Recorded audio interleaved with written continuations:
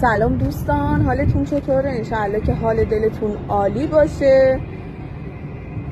دوستان، اینی که نمیذارم تموم بشه یعنی چی؟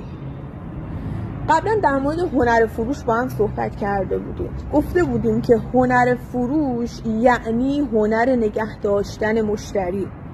هنر فروش یعنی هنر قطع نکردن تلفن. هنر فروش یعنی نپذیرفتن نه.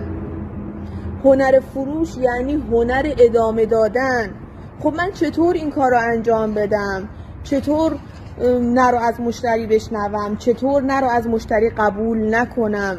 یک مأموریت مهم در فروش داری، نه رو به راحتی قبول نکنی.